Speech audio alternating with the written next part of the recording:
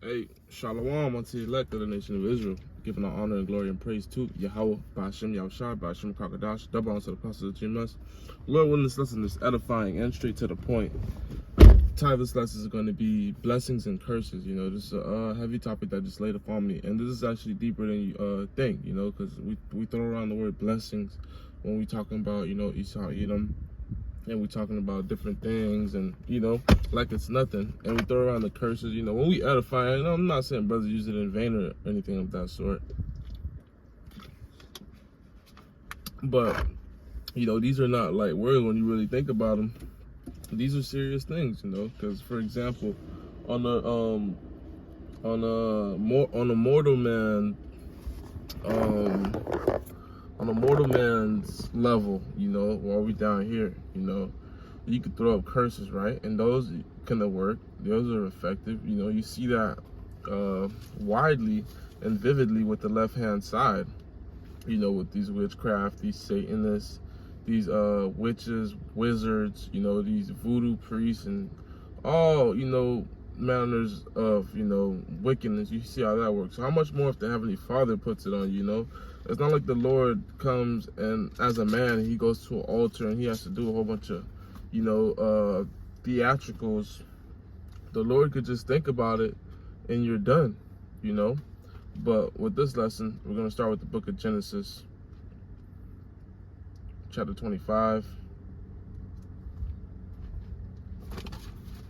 Bear with me. Babu Shah.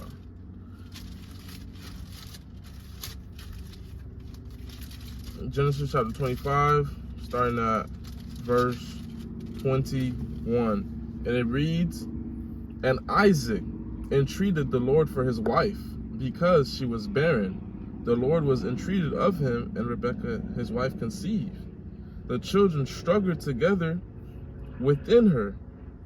So what does that mean? You know, was she too skinny to have twins? You know, did she not eat enough? Was she hungry? No, they were fighting. And she said, "If it be so, why am I thus?" And she went to inquire of the Lord, and the Lord said unto her, "Two nations are in thy womb, and two manner of people shall be separated from thy bowels. And the one people shall be stronger than the other people. The elder shall serve the younger." And guess what? That's the Lord's will, that the elder serve the younger. You know, the Lord loves and deals with underdogs. You know, you have to understand the Lord. You know, King David going against the Goliath at a young age.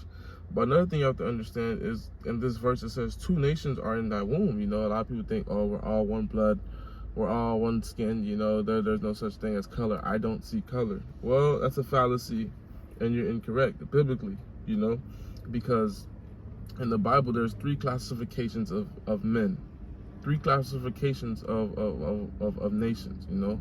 You have the son of God, you have the son of man, and you have the son of the wicked. And there's 18 nations. And I'm going to name them all quickly. But the son of God, literally translated Israel, you know, Jacob, you know, is Yasher Allah, meaning he prince of the power. So therefore, that's just in the name. The son of the wicked is Edom.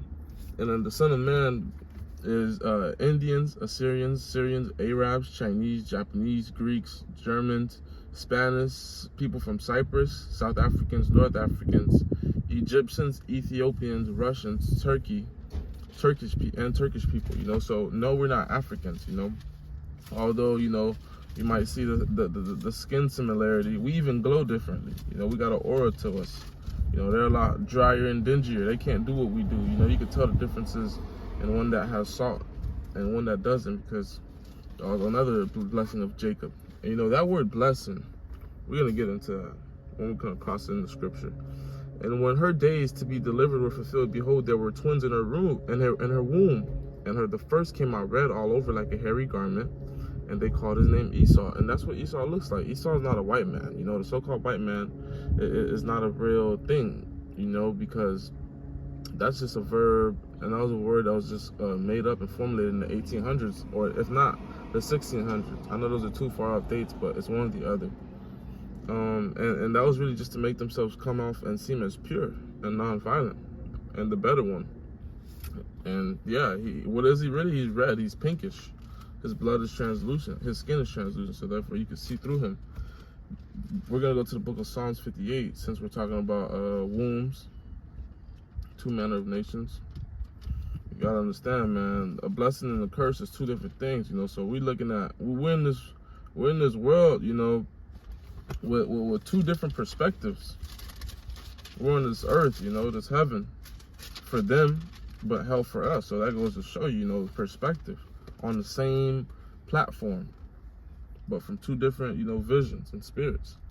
The book of Psalms chapter 58, verse 3, and it reads, "The wicked are estranged from the womb.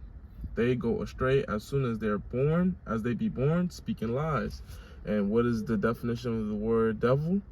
Is a false bearer, a bearer of false witness, really. One who lies on his brother, roughly paraphrasing. A false accuser, that's what it is. Khan, you know. And that's the definition in this verse. The wicked are estranged from the womb. They go astray as soon as they be born, speaking lies. And that's what Esau Edom does, you know. He lies on us, Heavenly Father. He tries to go, you know, he tried to throw rocks, hide his hand, try to put the blame on you. But, you know, we were estranged from the womb. We were never meant to be joined together. So none of that slap one cheek, turn the other cheek would work. Ever. Of course, our people are getting rocked to sleep, you know, because Esau Edom, that beast is feeding them, you know, and showing them a little bit of life. But, you know, it would never get so close, you know. Yeah, you know, so it pretty much plateaus. You can get so close, but you're still so far. I'm gonna go back to the book of Genesis really quickly. I'm gonna wrap it up pretty soon. Bear with me. 28 and verse 39, and it reads, bear with me. Oh, Shah. Khan, book of Genesis chapter 27, verse 38. And it reads, "And Esau said unto his father, Hast thou but one blessing?" And that word blessing means a gift. You know, so you have to understand, if the Heavenly Father gives you a gift, you're literally gonna be happy. You know, whenever a miracle happens, you know, you're very thankful. Now you're all zealous. You know, it really sparks that fire in you.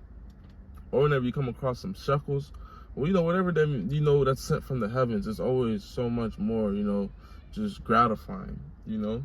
So you have to understand, these people wake up, you know, Esau Edom, he wakes up every day is the weekend for him, you know, because today is Friday, you know. So that's why, that's what inspired this lesson, you know, because Friday I usually have like a little demon hop on me, you know, because you're so used to the just working from Monday to Friday. So when you get that weekend, you just, you know, that serotonin kick in, you just a little bit happy. You just, oh yeah, like what's there to get into, you know? Because I'm a young brother, but the point being is Esau Edom, he wakes up like that every day.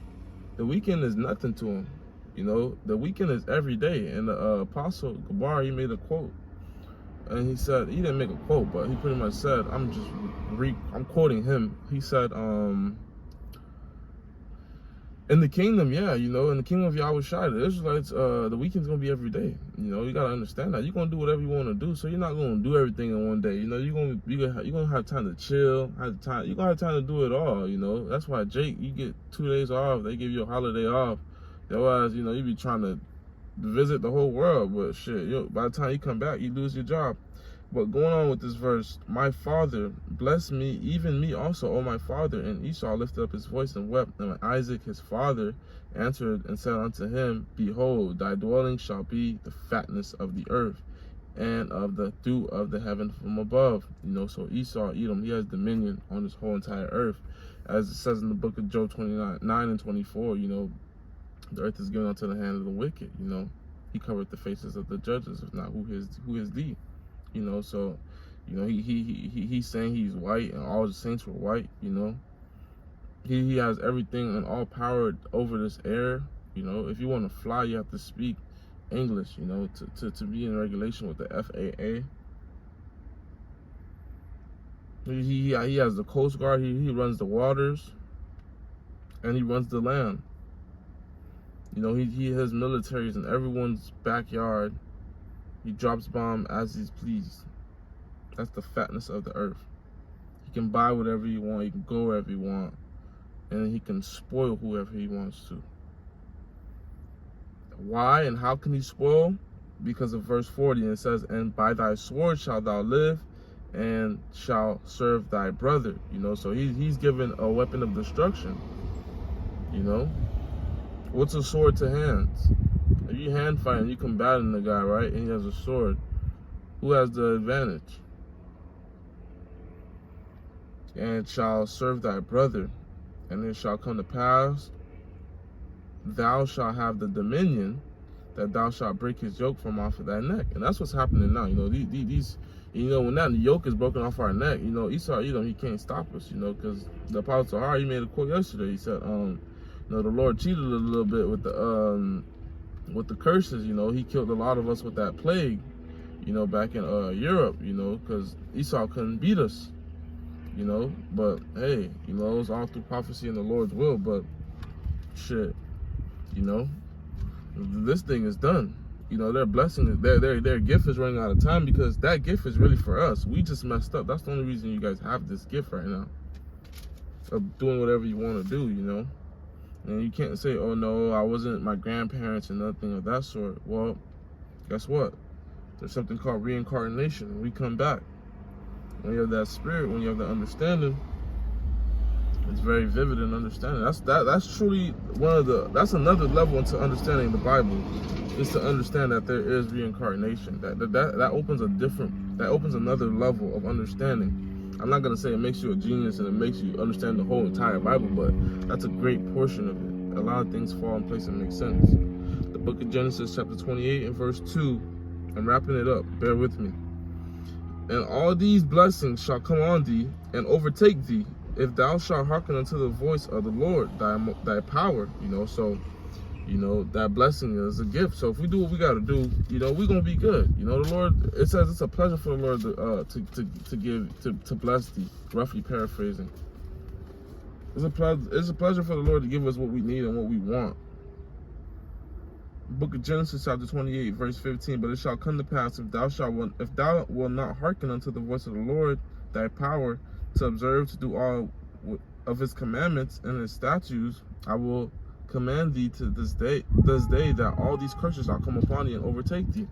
You know, so hey, from verse 2 on down to 14, it talked about all the blessings we would get. We would pretty much rule and have dominion. You know, we would have it all.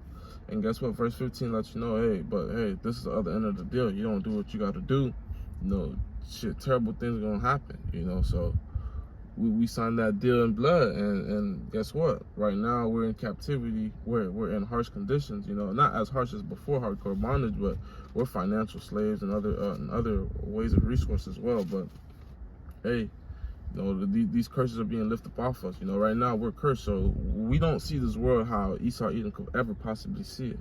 You know, he's not cursed right now. You know, he's not brought down low. He's not the tail. He's literally if a Edomite tell you he's broke or he's going through hardship, that means he has $50,000 in his bank account.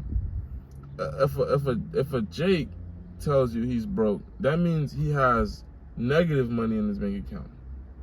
That means his ass is on the ground, you know. So these struggles are everything is different. It's different, man. And if you see an Edomite, a so-called white man, you know, struggling, he may very likely well be a Jake, you know. Not that Esau Edom can't struggle, not that the Lord can't bring certain of them a base, but you know, these curses are like a I see you, like it's like having a dot on you, like having a shirt, like a brand. You know, you turn in one street and you see a whole bunch of Hispanics sitting on crates drinking beers, and then the other street you see a whole bunch of blacks. You know, they're looking low income. You know, this is the Lord's children. You know, these are the Israelites. You know, that's a giveaway. You know, the white man never has hung out like that. He doesn't do that. You know, the white man, he does drugs behind closed doors and then goes and gives you out your paycheck. You know, but Lord, when this lesson was very edifying, you know, straight to the point. You know, blessings and curses is two different things, you know. So when we become blessed, you know, and you have to understand this is the biggest line that I'm going to say, you know. So if you waited until the end, you got a gift. The wicked are showered with blessings from the Lord, and the righteous are pretty much showered with curses from the Lord right now. So these things will come to change and come to pass, you know. So when these things are switched around, it's going to be in right order. And that makes sense that we're in Babylon, because this place means the Babal, confusion, you know, literally backwards. We're supposed to be reading from left to right. I mean, yeah, Khan, but we're reading from right to left. You know, we call good-looking women bad bitches. You know, we call homosexuals heroes, and other, you know, noble men, toxic masculinity, too rough, you know. So this is really what's going on. You know, all the course of the earth is backwards. It's inside out. So it's not supposed to make sense. You know, we're supposed to struggle. You know, we're supposed to feel eerie. You know, if you have spirituality to you, you know, from the Lord on down. You know, but that's really what's going on, man. You know, it's serious out of courseness. A lot of things aren't right. Majority of things aren't right. If anything, I don't think things are right. But, you know, it all makes sense. So that's why you gotta have this clothing. You know, none of this makes sense, but it makes sense if that makes sense. You know, hey, Lord, I'm not, you know, brain rapping. I don't want to mumbo jumbo and mumble and fucking rant on too much, but it doesn't make sense what the hell is going on. But because we have this knowledge and wisdom and precepts, you know, knowledge and wisdom and understanding, you know, it makes sense. You know, it's prophecy. But, you know, in this flesh, it's still like, damn, bro, like, we really in this bitch. You know, we in the belly of the beast, for real. Shalom.